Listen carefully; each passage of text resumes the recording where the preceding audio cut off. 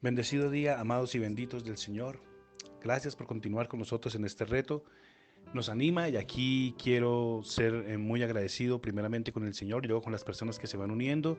Ya pasamos de 3 como a 6 personas que están escuchando el reto. Gloria a Dios por eso.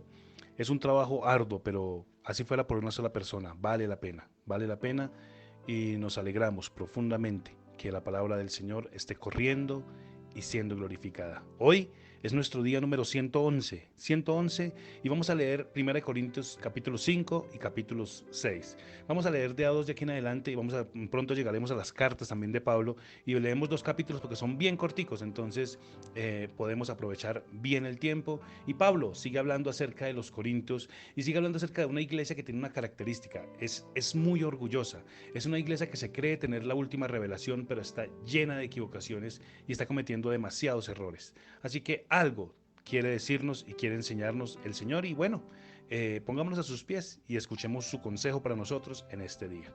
Leemos en el nombre del Padre, del Hijo y del Espíritu Santo. 1 Corintios capítulo 5. Pablo condena el orgullo espiritual. Me cuesta creer lo que me informan acerca de la inmoralidad sexual que hay entre ustedes, algo que ni siquiera los paganos hacen.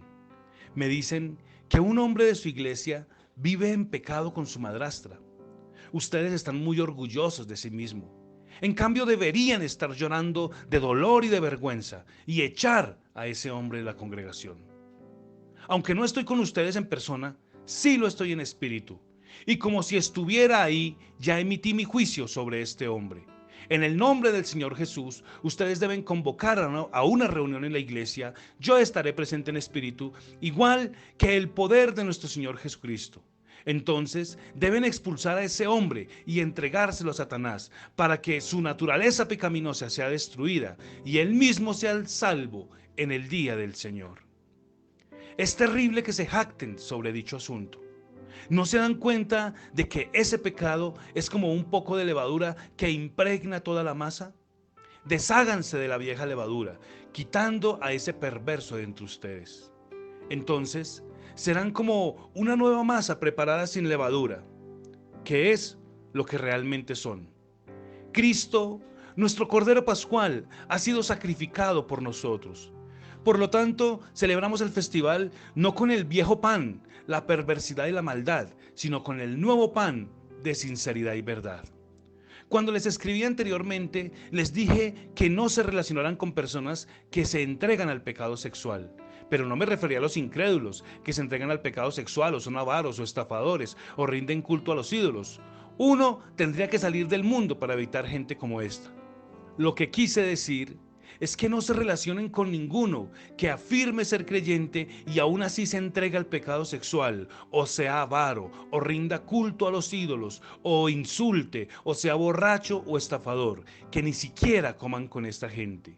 No es mi deber juzgar a los que están afuera, pero sí es responsabilidad de ustedes juzgar a los que están en la iglesia y están en pecado. Dios juzgará a los de afuera, pero como dicen las escrituras, quiten al malvado de entre ustedes. Primera de Corintios 6. Evitar demandas legales contra los cristianos. Cuando uno de ustedes tiene un conflicto con otro creyente, ¿cómo se atreve a presentar una demanda y a pedirle a un tribunal secular que decida sobre el asunto en lugar de llevarlo ante otros creyentes? ¿No se dan cuenta que algún día nosotros los creyentes juzgaremos al mundo? Y dado que ustedes van a juzgar al mundo, ¿no son capaces de resolver esas pequeñas cuestiones entre ustedes? ¿No se dan cuenta que juzgaremos ángeles? Así que deberían ser capaces de resolver los conflictos comunes y corrientes que ocurren en esta vida. Si tienen conflictos legales acerca de tales asuntos, ¿por qué acuden a jueces que son de afuera y no son respetados por la iglesia? Digo esto para que se avergüencen. ¿No hay nadie en toda la iglesia con suficiente sabiduría para decidir sobre estos temas? En cambio, un creyente demanda a otro, justo frente a los incrédulos.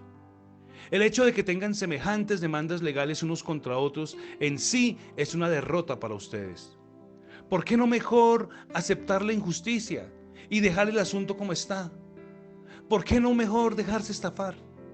En cambio, son ustedes mismos los que hacen lo malo y estafan a sus propios hermanos en Cristo. ¿No se dan cuenta de que los que hacen lo malo no heredarán el reino de Dios? No se engañen a sí mismos. Los que se entregan al pecado sexual, o rinden culto a los ídolos, o cometen adulterio, o son prostitutos, o practican la homosexualidad, o los ladrones, o los avaros, o borrachos, o que insultan, o estafan a la gente, ninguno de esos heredará el reino de Dios.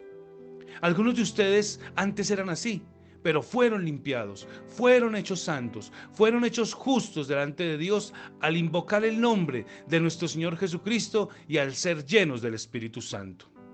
Ustedes dicen, se me permite hacer cualquier cosa, pero no todo les conviene. Y aunque se me permite hacer cualquier cosa, no debo volverme esclavo de nada. Ustedes dicen, la comida se hizo para el estómago y el estómago se hizo para la comida. Eso es cierto, aunque un día Dios acabará con ambas cosas. Pero ustedes no pueden decir que nuestro cuerpo fue creado para la inmoralidad sexual. Fue creado para el Señor, y al Señor le importa nuestro cuerpo. Y Dios nos levantará de los muertos con su poder, tal como levantó de los muertos a nuestro Señor. ¿No se dan cuenta de que sus cuerpos en realidad son miembros de Cristo? ¿Acaso un hombre debería tomar su cuerpo, que es parte de Cristo, y unirlo a una prostituta? Jamás. Si no se dan cuenta de que si un hombre se une a una prostituta, se hace un solo cuerpo con ella, pues las Escrituras dicen, los dos se convierten en uno solo, pero la persona que se une al Señor también es un solo espíritu con Él. Huyan del pecado sexual. Ningún otro pecado afecta tanto el cuerpo como este, porque la inmoralidad sexual es un pecado contra el propio cuerpo. ¿No se dan cuenta que su cuerpo es el templo del Espíritu Santo, quien les fue dado por Dios? Ustedes no se pertenecen a sí mismos, porque Dios los compró a un precio muy alto. Por lo tanto, honren a Dios con su cuerpo. Gloria a Dios. Esa fue nuestra lectura para hoy.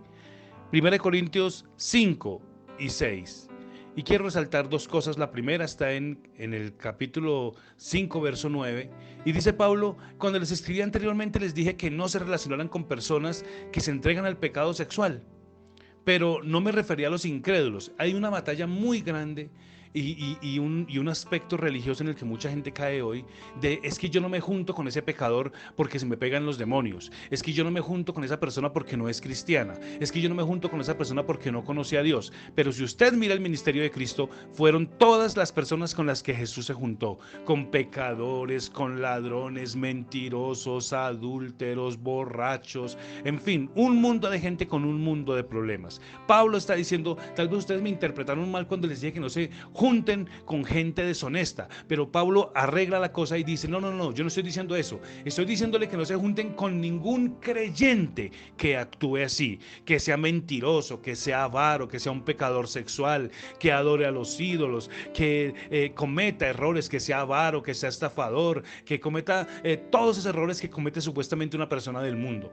Pablo está diciendo, no se junte con personas que se dicen cristianas, pero su actuar y su vivir es completamente diferente y completamente contrario a lo que viven. Entonces es necesario tener y entender muy bien esta parte, y Pablo nos está instando, no es que no se junte con los incrédulos, porque es la gente que más necesita de Dios, es la gente que llamamos impíos, la gente que llamamos no creyentes, o la gente que llamamos, no sé, que están en otras sectas, en otras religiones. Pablo nos está diciendo, yo no estoy diciendo que no es que se junte con ellos, sino que no se junte con cristianos que viven de forma desordenada.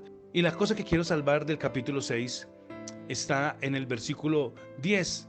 Y Pablo está diciendo que tenga mucho cuidado con gente que vive una vida desenfrenada y que vive una vida de pecado. Y en el versículo 11, mira lo que dice Pablo, versículo 11. Algunos de ustedes antes eran así, pero fueron limpiados, fueron hechos santos, fueron hechos justos ante Dios al invocar el nombre de nuestro Señor Jesucristo, y fueron hechos así por el Espíritu Santo de Dios. ¿Cómo? ¿Cómo éramos? Éramos adúlteros, éramos mentirosos, éramos chismosos, éramos avaros, éramos borrachos, teníamos una cantidad de errores impresionantes, pero Pablo está diciendo, algunos de ustedes eran así. Entonces sí hay un cambio cuando llegamos a Cristo, y Pablo dice, ustedes fueron cambiados, ustedes fueron transformados al invocar el nombre de Jesús, al decirle a Jesús, sea mi Señor y sea mi Salvador. Ahora usted dirá, sí, pero es que de vez en cuando yo fumo, sí, pero es que de vez en cuando yo tomo, sí, pero es que de vez en cuando cometo errores, sí, pero es que de vez en cuando me equivoco. Bueno, estamos caminando hacia la perfección, pero mientras usted siga confesando el nombre del Señor